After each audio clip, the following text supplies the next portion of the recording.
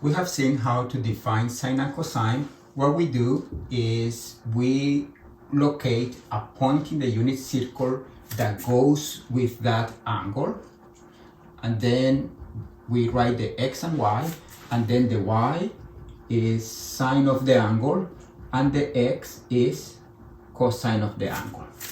For most of the angles, if we want to find a really good approximation, we use the calculator. For example, for 20 degrees,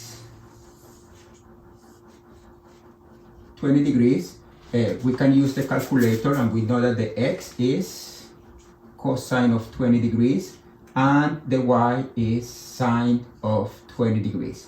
For that reason, for 20 degrees, this is approximately 0.9397 and the sine is approximately 0.3420.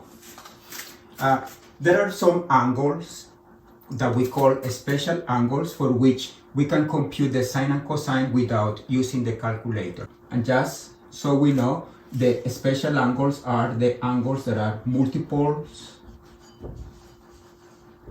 of 30 degrees or multiples of 45 degrees. Let's see how this is done. Notice that for every angle, when we think about a point in the unit circle, we can use a right triangle that is going to help us to find the sine and cosine. For example, if this is our angle, theta, then we can use either this right triangle, and let's call this the helper, or we can use this right triangle here. Either one will work, right? Either this one or this one. But then notice that this helper, which is a right triangle, the hypotenuse is 1.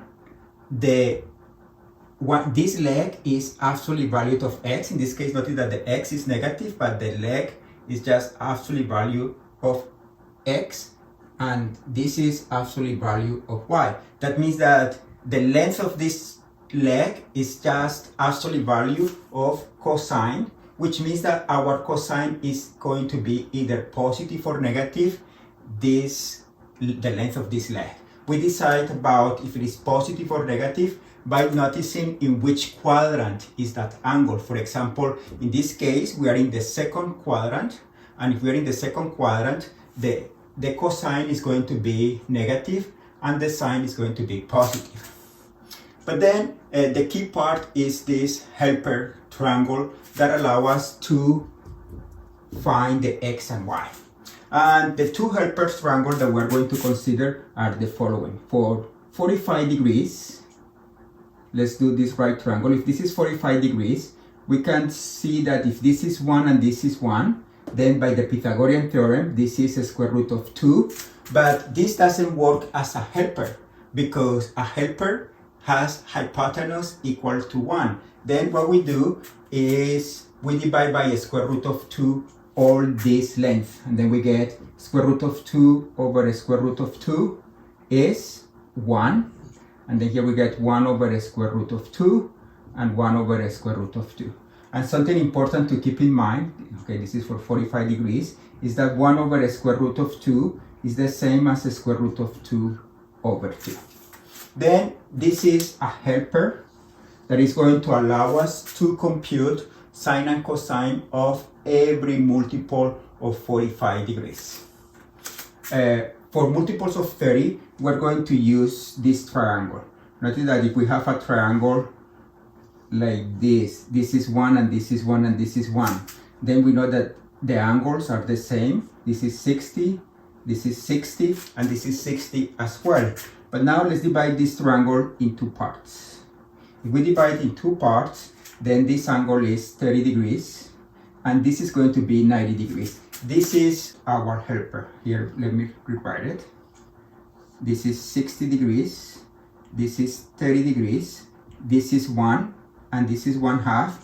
And when we do the math, and we call this, let's call it b, then we have that 1/2 squared plus b squared is equal to 1. That means that b squared is 1 minus 1/4, which is 3/4, and that means that b must be a square root of 3 over a square root of 4, which is 2. Then this is the helper that is going to allow us to compute sine and cosine of every multiple of 30 degrees.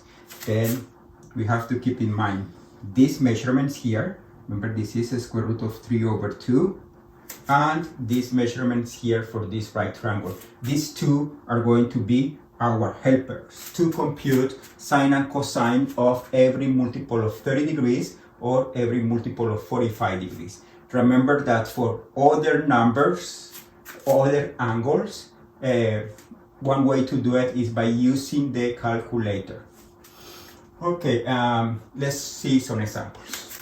If we want to compute sine and cosine of 30 degrees, then what we do is we locate 30 degrees and we say 30 degrees is in the first quadrant, then cosine and sine are positive, and here we are going to be using this as a helper. We need to rotate it, and we notice that here this triangle is our helper.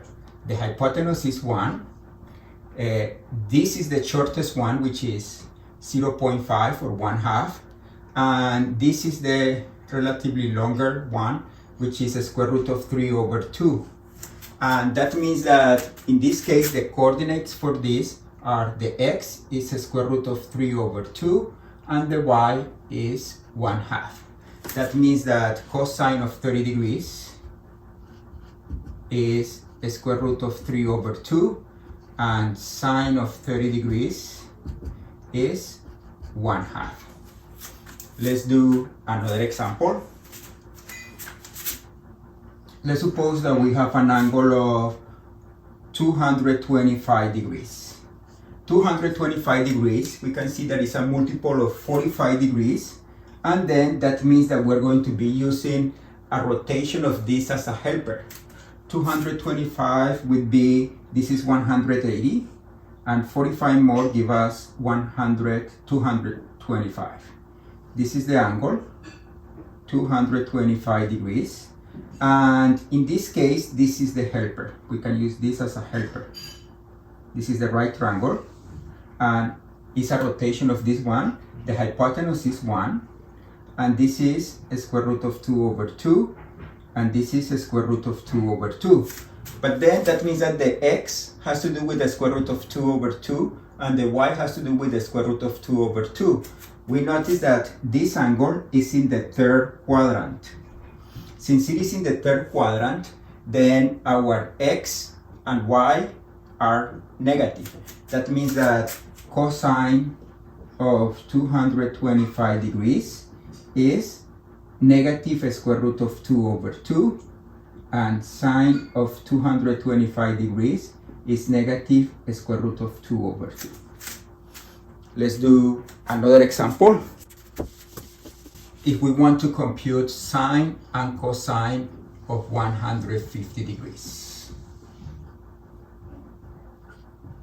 then it is a multiple of 30 degrees. That means that we're going to be using this as a helper. 150 degrees, we say here is 90, and here is 180. 150, the reference angle is 30 degrees. It's just, this is 150 degrees. And we notice that we can fit this triangle here. Notice that this is the reference angle, which is 30 degrees. And that means that this is 60 degrees. And then we are using this, right? The hypotenuse is 1. The longest leg is the one that is opposite to the 60 degrees. That means that this is the square root of 3 over 2. And the shortest leg is the opposite to the 30 degrees. That means that this is 1/2. That means that cosine of 150 degrees, which is the x, but the x in this case, since we are in the second quadrant, the x is negative, and we know that the number is square root of 3 over 2. This is the x, then is negative the square root of 3 over 2, and sine of 150 degrees is the y. In this case, we're in the second quadrant. The y is positive, and that means that sine of 150 is positive 1/2. Notice that for the multiples of 30 degrees or 45 degrees that are on the axis, they are easier to compute. We don't need any triangle.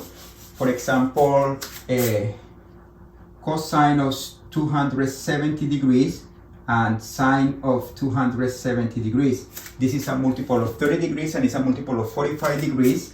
And in this case, we locate the angle. 270 is here. And in this case, this point is the point 0, -1. That means that cosine of 270, which is the x, is 0. And sine of 270, which is the y, is -1.